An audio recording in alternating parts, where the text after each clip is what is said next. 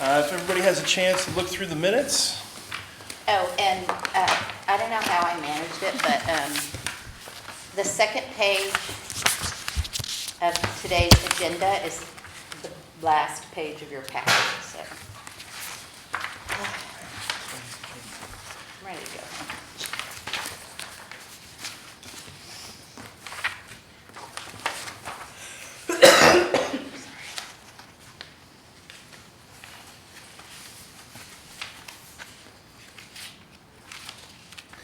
And does anybody have any comments, corrections, questions? If not, do we have a motion to approve the minutes as presented? I'll make a motion. Second And that motion. We have a second. All those in favor say aye. Aye. Any opposed say nay. Motion carries unanimously. And do we have any community outreach? You mean public comment? Yeah. No. All right, well, let's move on to the director's report. Okay, so I put the stats out here for the previous month and then the cumulative year-to-date stats, and they're similar to last year. It's always interesting to kind of look at the circulation for the physical versus the electronic because they go back and forth, but they remain pretty even throughout the year. So, but it is like 1 month it's going to be circulation of physical, and then next month it'll be electronic. Same is true to an extent for the library physical visits versus the catalog visits. We're up this year on the physical, but we're down on the catalog, which the catalog visits are always kind of weird to me because it's counting each time somebody goes to our catalog. So I don't really consider that an electronic visit, but there you have it. Attendance is up for our programs since last year, which is great, and our outreach is fantastic. And I don't know, I apologize for the state of the packet because I have no idea what I did. But this is the next page that we're on. So last month we had Winterfest, and that was for families. It was an indoor winter themed activity. They got to do crafts, have snacks, etc. Trash to Treasure. This is a program that our youth department does that I particularly like because it's recycling materials, and it's creative and it's a nice arts craft for kids. We had Bundle Up with Books. That's our teen winter reading challenge. We also had one for adults. So we have the summer reading program, but in recent years we've been doing one in the wintertime also, but it is not well, I guess it's kind of a competition because you do get a prize if you read so many books. Small business workshops are back. The one last month was strategies for boosting your business. And that is it on the director's report. Does anybody have any questions? Do we know if the Winterfest numbers were up from last year? I can get that for you. I was curious. Yeah, no problem. And was did the small business workshop, was that presented by a local business in Pflugerville or somebody It's from the SCORE, library? so it's called SCORE Austin. It's a nonprofit group from Austin that does small business workshops and different job search techniques and that sort of thing for the public. And we've been using them for a couple of years now. I just want to add, I went to Winterfest with my kids and it was amazing. Great. We had such a good time and I couldn't believe how many people were there. It was really great. So. Great to hear. Okay. Any other questions on the director's report? All right, Friends of the Pflugerville Library report. All right. Good evening, Library Board. I'm Aaron Millis, Friends of the Pflugerville Library Board member and current president. You met Kim last meeting, and we'll be trading this off every other meeting probably. I'm not as good as she is, so I actually have prepared, statements here that I'll be reading. Financials. As Kim mentioned, we started the year in a strong position. We've had our first book sale of 2025, and the public turned out in surprising numbers considering how cold it was on those days. We saw about 20 new memberships at the event, along with a good number of renewing members. Sales were in line with prior book sales, which was great. I was a little worried. Next book sale, that's coming up on April 3rd, so we got a month or two before we have to do anything for that. We're already getting books in at the donations, and it's filling that room up quickly.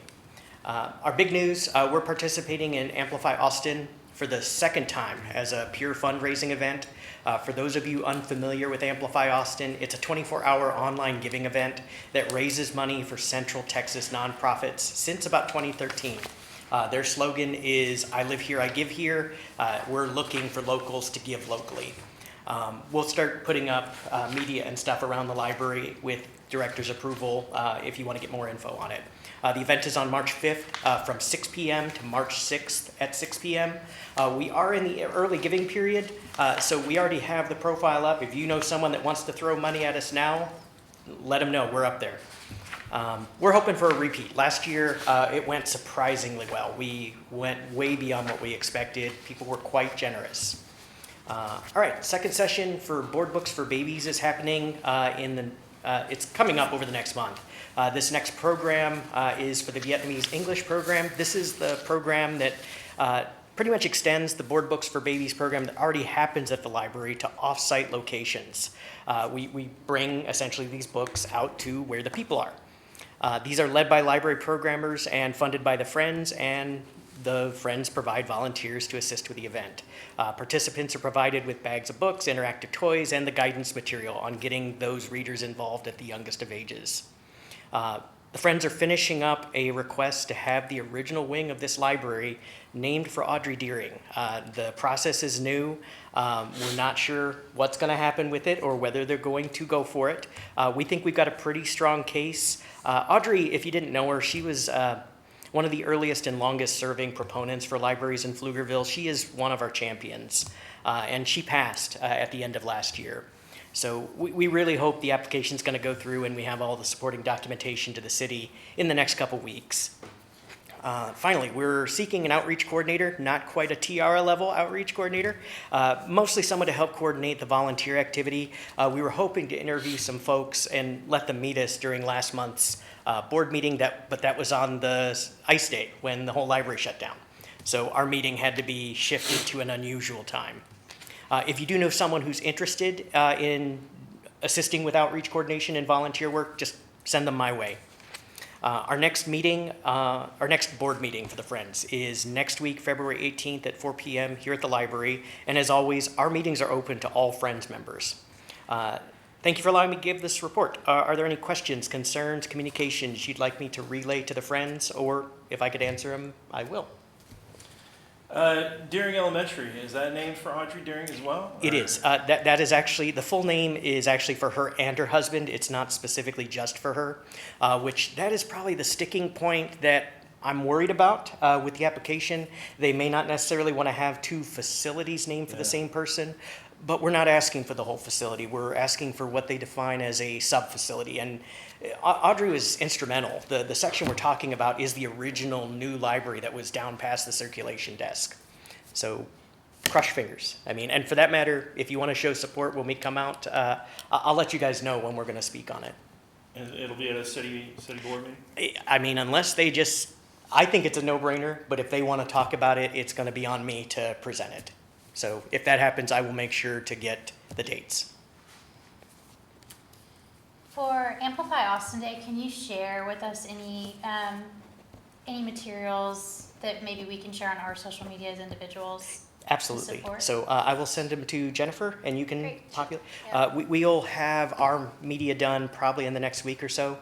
We usually get it done during this period. So, Great. yep.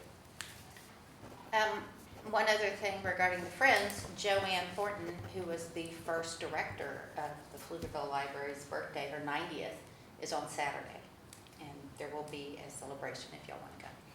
If you are interested, most of the Friends will be there. Wear purple. She is very much into purple. Nice. All right, thank you, Aaron. Moving on to the legislation. Okay, so I brought my phone because I wanted to be able to read this out. There's been additional legislation proposed. And some legislation has already gone to committees.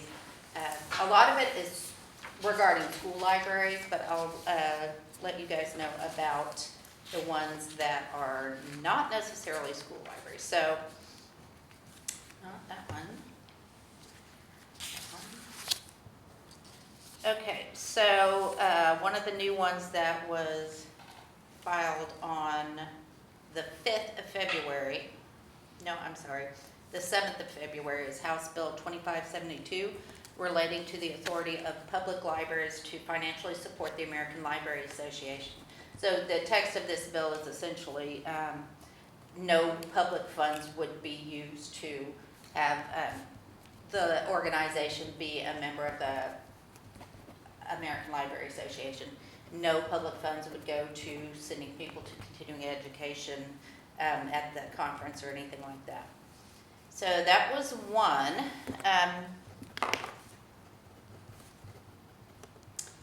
SB 242, SB 88, and SB 89 are pretty much the same, and that's relating to affirmative defenses to prosecution for certain criminal offenses involving material or conduct that may be obscene or is otherwise harmful to children. So this is the one that, I believe this is the one that takes the Miller test out, and the Miller test is the way that we gauge whether something is considered of literary value or not. So those three have been, I want to make sure I'm telling you the right thing. Yeah, those have been referred to committee. And it's the Criminal Justice Committee that those were referred to. So it's just kind of marinating in the committee right now, and hopefully, we'll know something sooner than later. Again, I just encourage everybody to either go to Texas Legislature online or to the Texas Library Association site. They have a bill tracker. It's a really easy way to keep track of everything that's going on, because there is a lot. And it has the active links on it that go straight to the legislation. So you can read the full text of the bills, which I encourage everyone to do. And that is it for legislative update. Does anybody have any questions? All right, I don't think we have our student liaisons here.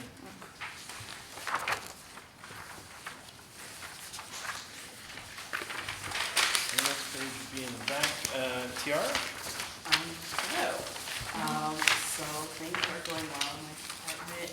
I've mentioned that I have an intern now. Her name is Delaney, and she is doing a great job. We just put out a reel on Facebook and Instagram of like a recap of the Romance Readers Social, and Delaney actually did the whole thing, like from filming to editing.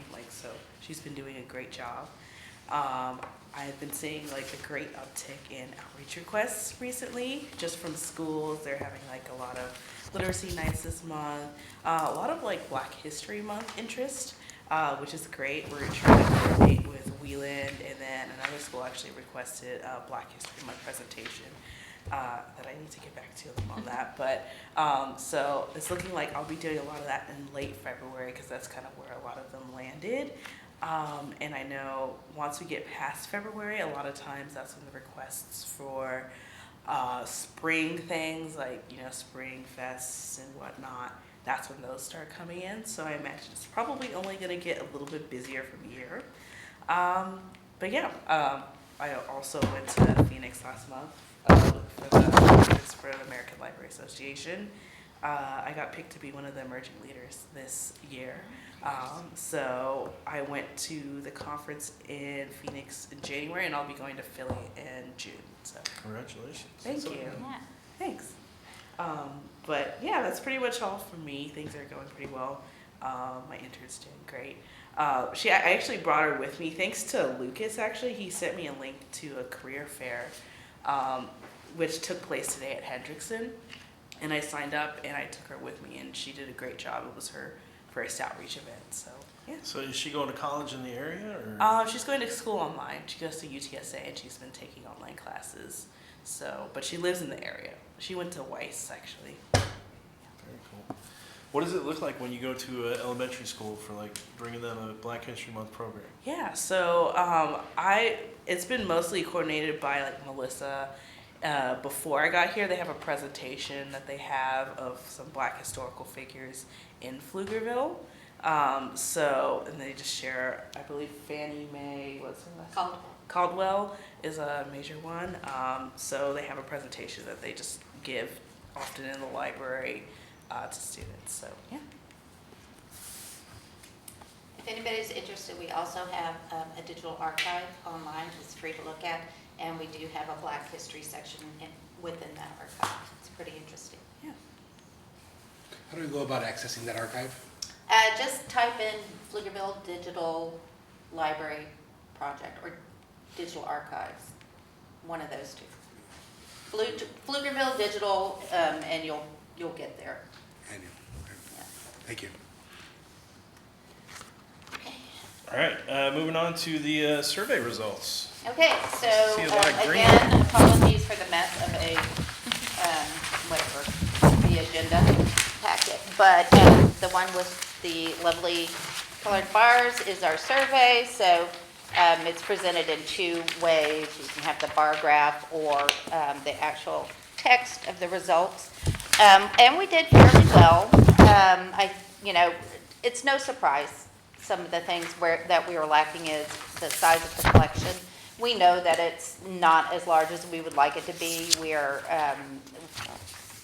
struggling with space right now, and we have added additional shelves in the children's, the teens, and the adult sections, and they're already full. So we're going to keep doing as best we can with that. We are on the facilities master plan for the city. So there will be people taking a look at space and space needs and that sort of thing over the next few years. One thing that I did get from people a lot was they wanted more open-end questions in the survey, so we can certainly add that to next year's. This one was a very general one regarding customer service, just library services in general, and programming. So we might, when we start thinking about this for next year, which I think is going to be in September or October, we might look at focusing on a particular area of the library. Is it electronic resources? Is it, technology, that sort of thing, and sort of gear it towards that for the different age groups. But that would be up to you guys. Okay. How many people did we send it out to? Do we know? 68 people answered the survey. We had 2 answer it, the physical survey, and the rest were online. But I did add the answers from the 2 physical to the online, so they are represented in here. Do we know 68 out of how many? How many did we send out? We didn't mail them out or anything, so it would have just been the online survey and somebody picking one up in the library. So.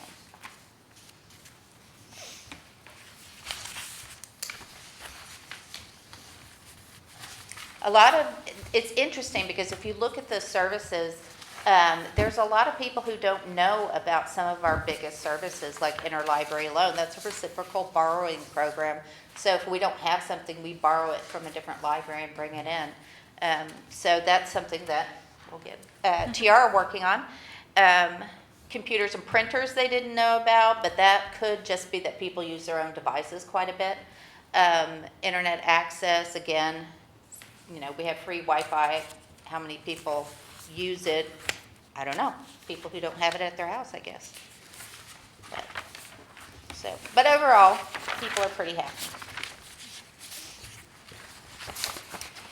One other thing on the survey that I'll point out is I was surprised at the age group that mostly answered the survey, because it's really difficult to get that 26 to 40-year-old demographic to come to libraries because they're busy, they're working, they have kids, they have this, they have that.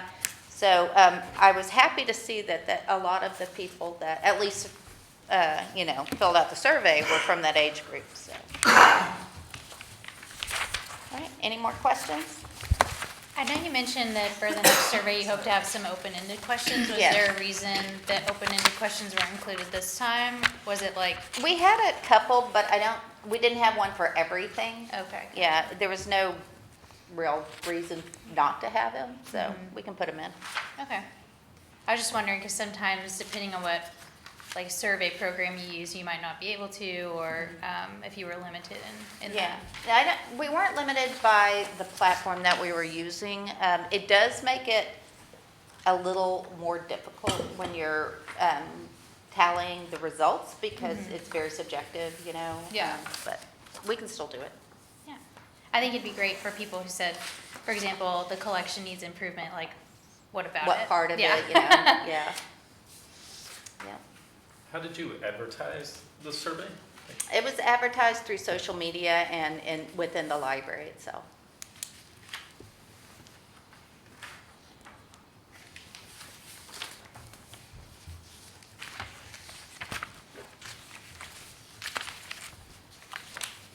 Any other questions? Okay. I actually have one more.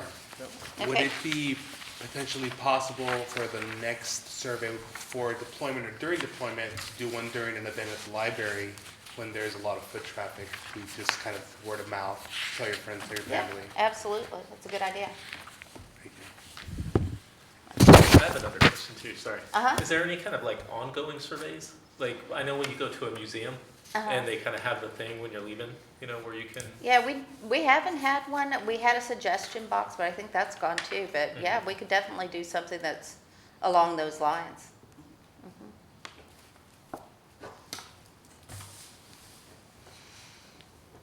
And while we have a little pause here, I haven't introduced our guest, Charmaine.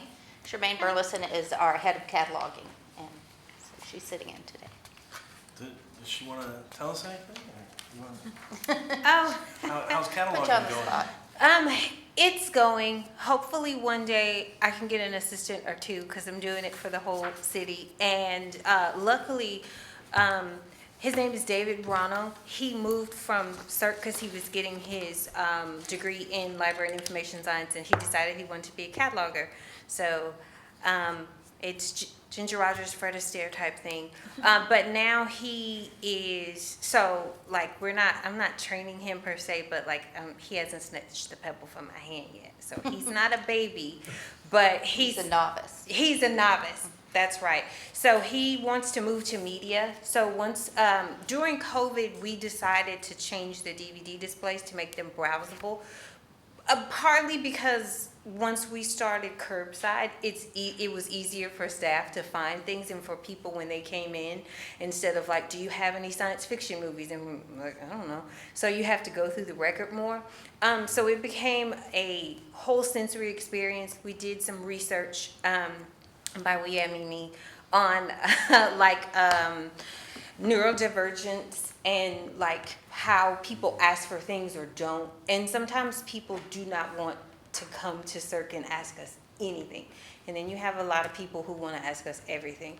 So it makes it easier on the staff to just be able to be like, this is a sci-fi section, this is the whatever. And we color coded that too because we found that people who do have divergence, like they like to be able to associate things. So we did that. So that's kind of what I do besides like getting all the items out to you. I try to find ways to make it easier for most of the people because you can't please everybody. But if you have any other questions about what I do, it's not boring. Sometimes it's just repetitive. So I do have to break it up a little bit, but most people do ask, like, why does it take so long?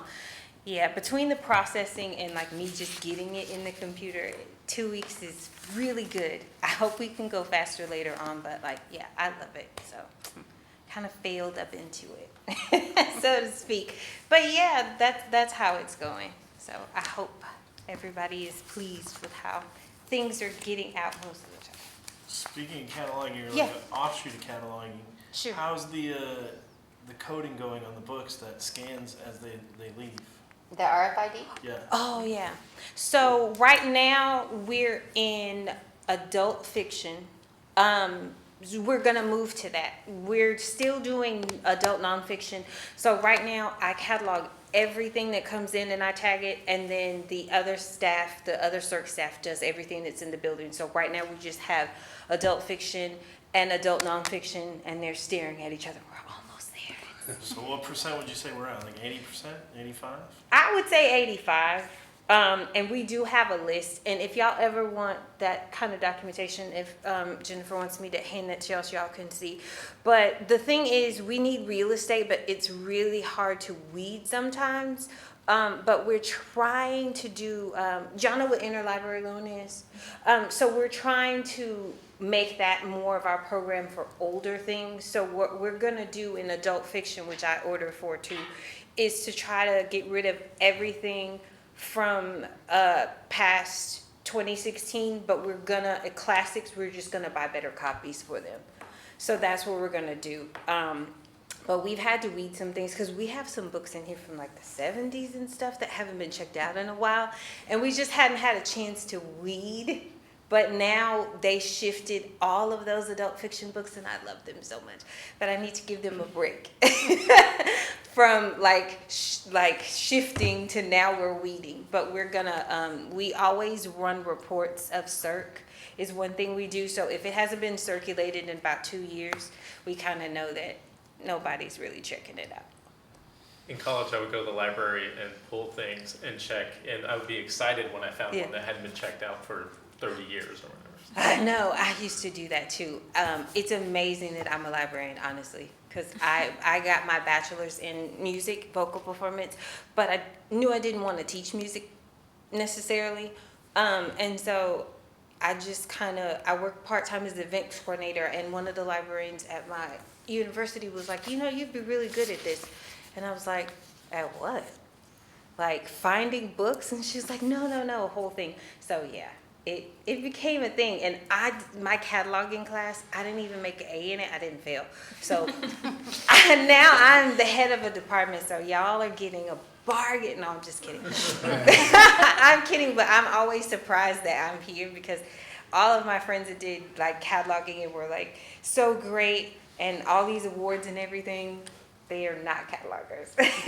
Not at all.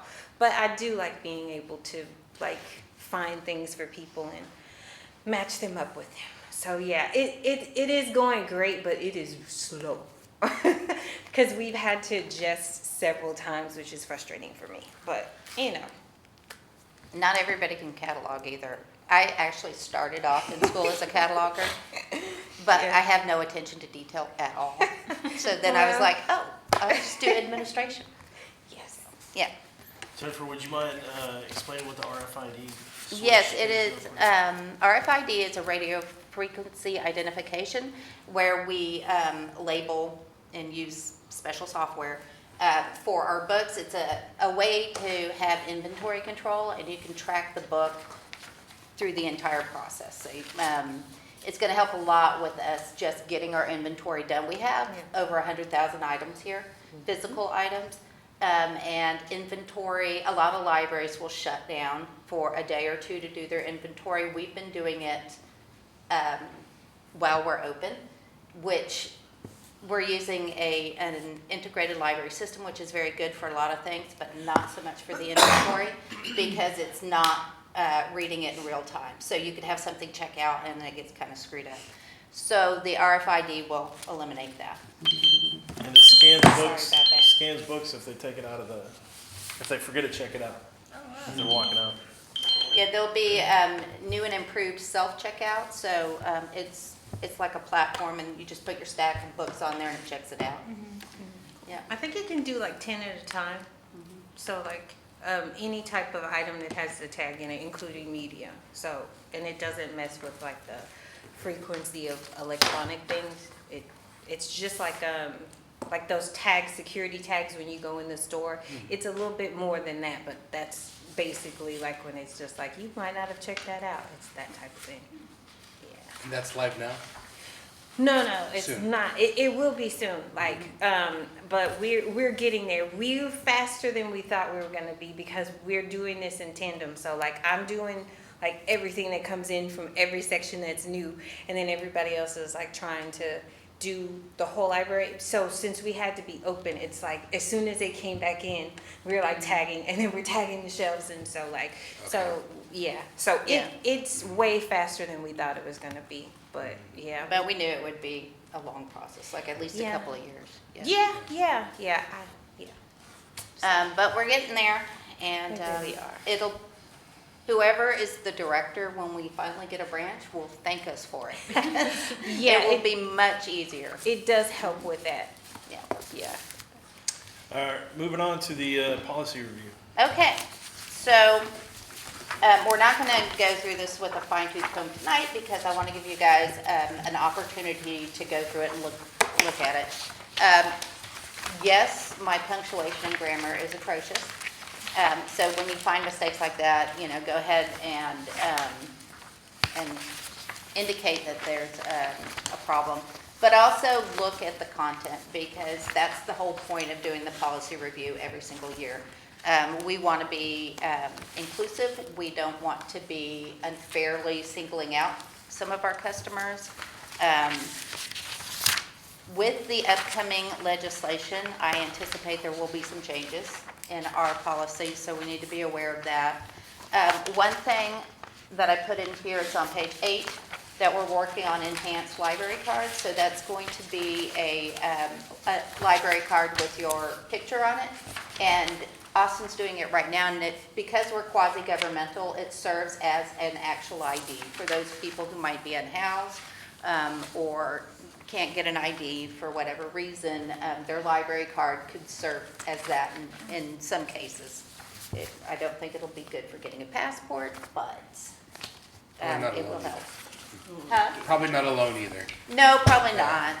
But so we have a pretty extensive now acceptable proof, because we wanted to be very inclusive when we start that enhanced library card, that people would have an opportunity to get one. Let's see, I think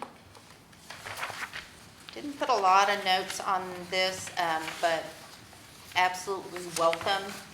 The highlighted areas in here are just where legal told me to highlight it. So there you go. Once we have gone through these and we're happy and we vote on it and pass the library policies, it does go to our legal department to make sure that we don't get arrested at some point. It's always important. Do we have enough time to take this home and then bring it back next month?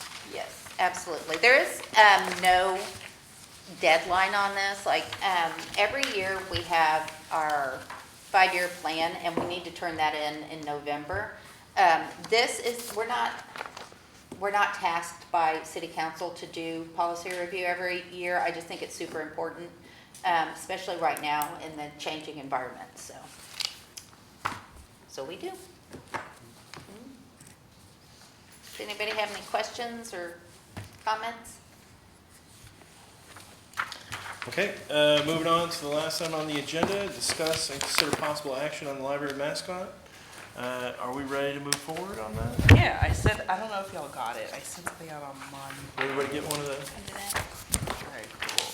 And then, sorry, but if y'all want to review, this is a packet that Matt put together last fiscal year, I think. Was it last fiscal year? I'm not sure, but, and so this is just basically an overview of what we discussed, and so y'all can review.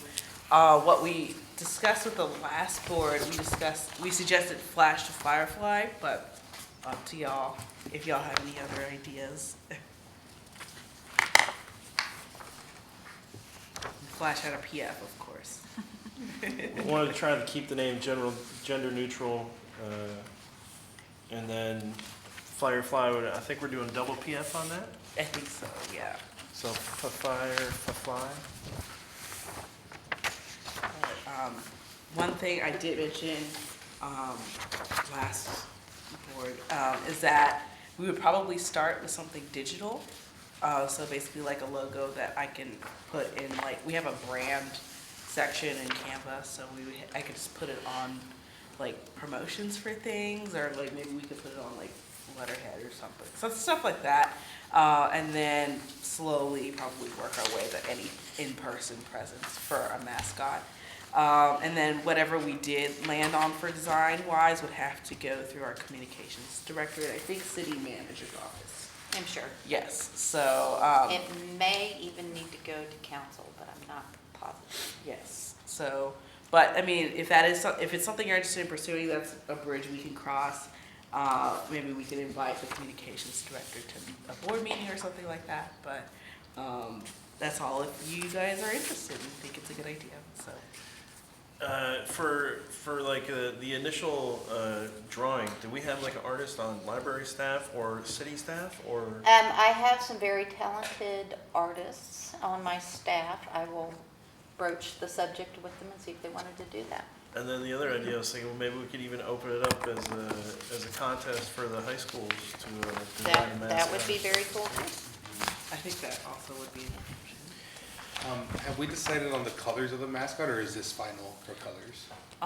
No, that was like just the only one I found, and so that was the first one I put Got on. it. So it could be literally like any color. Is there brand colors that we have to follow for the library? The city has that green and blue. That is kind of their thing. The library doesn't really have a brand color, but we could definitely ask communications if they want to make that. I'm interested in having communications up, by the way, yes. Yes, okay, sounds good. What do you guys think of Phineas the Firefly? I mean, Flash the Firefly. I think he's got potential, yeah. Any other ideas or?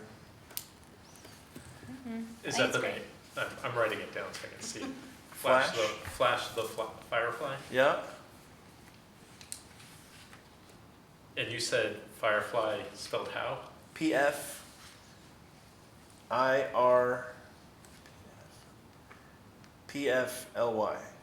Now I got it right. No E, PFIRE, Yeah. PFLY?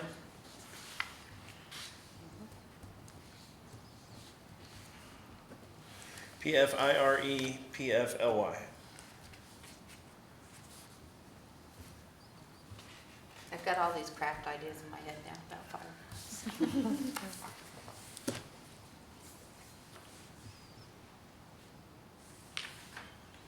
Do y'all want to have the next month to look it over, think about it, or do you want to vote on it tonight? I'm good on voting on it tonight, yeah. Okay. Yeah. All right, so I'll make a motion that we accept Flash the Firefly as the official mascot of the Pflugerville Library. Do we have a second? I'll second. All those in favor say aye. Aye. Any opposed say nay. Motion carries unanimously. We've got a mascot, All right. Yeah. so whatever the next official steps are. Yeah, definitely. We'll reach out to communications Yep. and go from there. If they say no, we'll just have an underground mascot. All right, does anybody have anything they want to broach or bring up, or anything? Any additions to next month's? I've had people at the city ask me when there will be pets at the library again. We have Kitty Cafe. Is it the first Tuesday?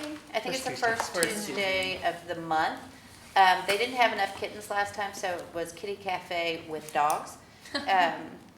But yeah, we do that a lot, and our calendar is online. If you see anything that says Tiny Tales or anything like that, that's one of our animal programs. So we do have them for adults as well as kids and teens. So. Pet Fest is back next month. Yeah, next month. Hooves and Reed is Saturday, right? Yes. Hooves and Reeds is Saturday, and that is a kids program, yeah. But we sometimes have the mini horses here for adult de-stressing, which is awesome. What's the display this month? I can't remember the name of the group, but it's through Pflugerville Council of the Arts. And it's all Dia de los Muertos. High school art or No, just local no, artists? they're local artists, yeah. There's a QR code too, that has like a, More insight. yeah, that opens up. Okay, well, if we have a motion to adjourn the meeting? motion to adjourn.